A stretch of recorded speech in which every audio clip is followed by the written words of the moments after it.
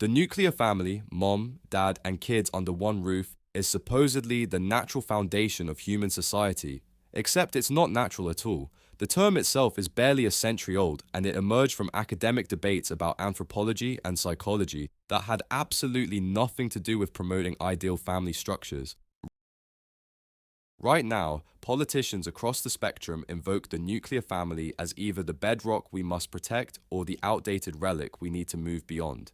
But here's what almost no one knows. The term nuclear family didn't enter common usage until the 1940s, and the scholars who first developed similar terminology, they were focused on understanding different kinship systems, not describing how families actually worked or should work. This isn't just academic trivia. The nuclear family ideal has shaped everything from housing policy to tax codes to our deepest assumptions about what makes people related to each other. We've built entire societies around a family structure that, for most of human history, was either impossible or irrelevant. And the more we dig into the origins of this idea, the more we realize we've been living inside someone else's theoretical framework. Let's start with the word itself. Nuclear family sounds scientific, doesn't it? Like it's describing some fundamental unit of human organization, the way physicists talk about atomic nuclei. That scientific feel isn't accidental. It emerged from early 20th century academic debates about human psychology and social organization.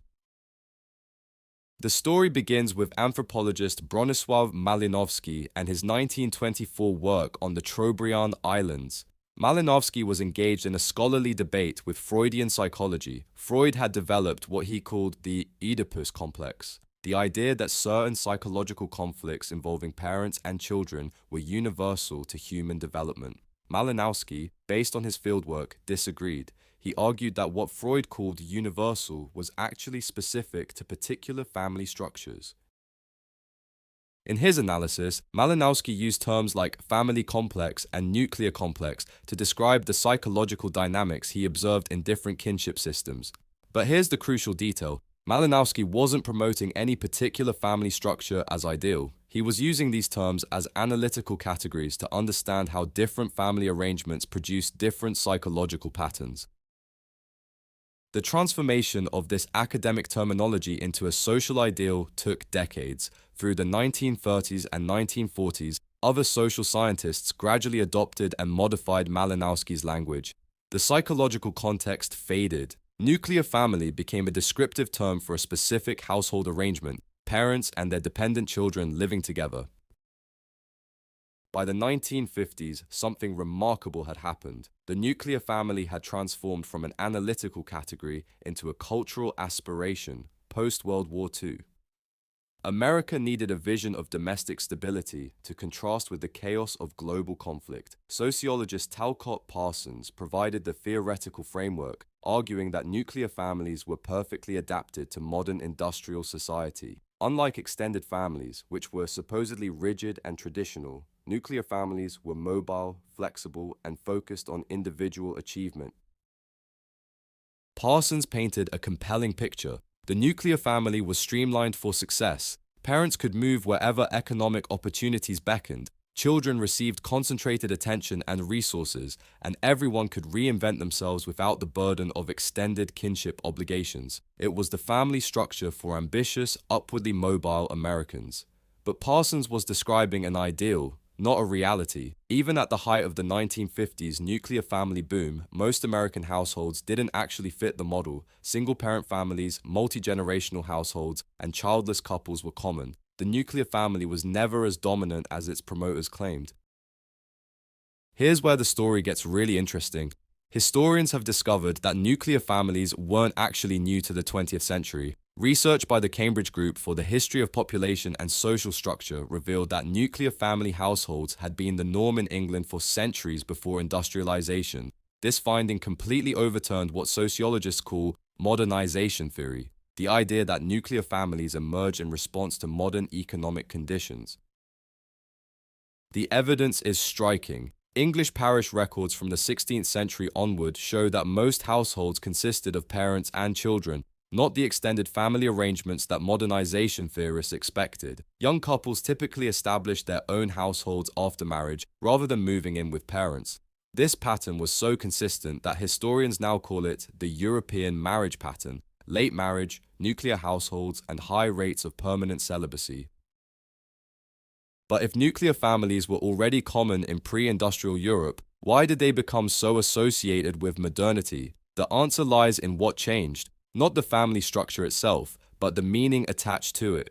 Pre-industrial nuclear families were economic units organized around survival and production. 20th century nuclear families were reimagined as emotional units organized around love and personal fulfillment. This shift had profound consequences. Earlier nuclear families were embedded in larger networks of kinship, community, and economic cooperation. A household might be nuclear in structure, but it wasn't isolated. Neighbors, extended relatives, and community institutions provided support that no single family unit could supply alone. The modern nuclear family ideal, by contrast, was supposed to be self-sufficient. It was expected to meet all of its members' emotional, economic, and social needs without external support. This was an impossible standard that set families up for failure, but it became the measuring stick against which all family arrangements were judged.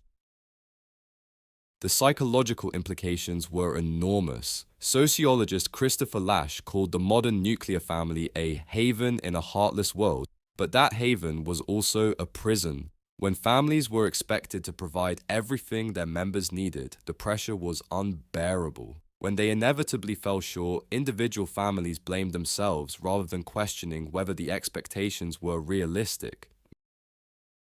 Meanwhile, anthropologists studying non-Western societies were documenting the incredible diversity of human family arrangements. Some societies organized around matrilineal descent, where children belonged to their mother's family line. Others practiced polygamy, polyandry, or complex systems of adoption and fosterage. Many had no concept of the nuclear family as a distinct unit.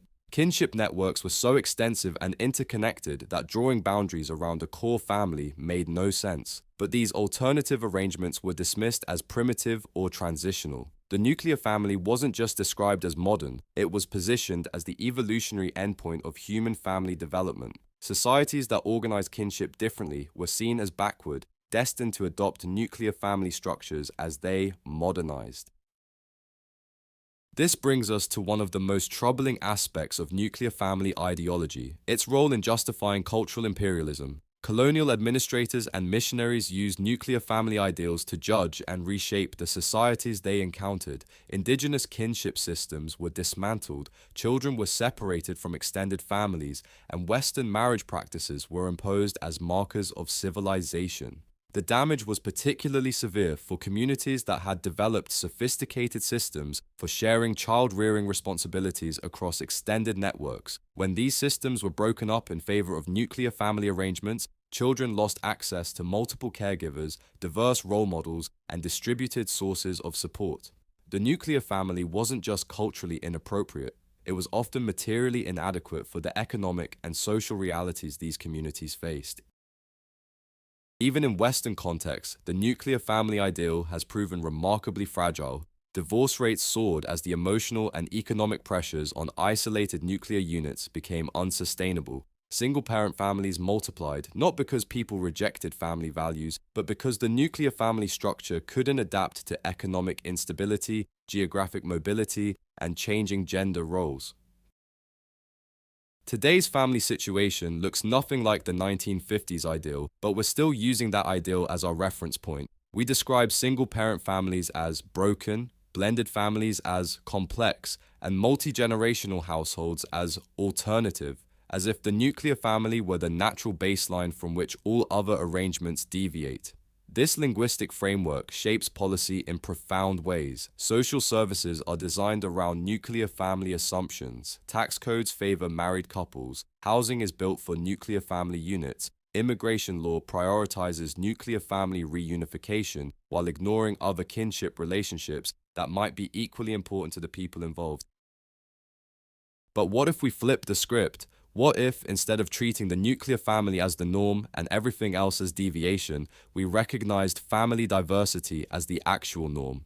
Archaeological evidence suggests that humans have always organized kinship in multiple ways simultaneously. Even societies with nuclear family households typically had mechanisms for adoption, fosterage, and flexible kinship arrangements. The real insight from anthropology isn't that the nuclear family is wrong, it's that no single family structure works for everyone. Different arrangements serve different purposes. Nuclear families might excel at geographic mobility and individual achievement, while extended families might be better at providing security and preserving cultural knowledge. Recognizing this diversity doesn't threaten family values, it enriches them. So here we are, a century after academic debates about psychology and kinship accidentally gave us a term that would reshape how millions of people think about family life. The nuclear family has become so naturalized that questioning it feels like questioning gravity. But maybe that's exactly what we need to do. The families that actually exist, in all their messy, creative, adaptive complexity, deserve recognition and support, not judgment against an impossible ideal. The nuclear family isn't disappearing because people have lost their values. It's evolving because it was never as universal or as natural as we pretended it was. And perhaps that's not a crisis to be solved, but a reality to be celebrated.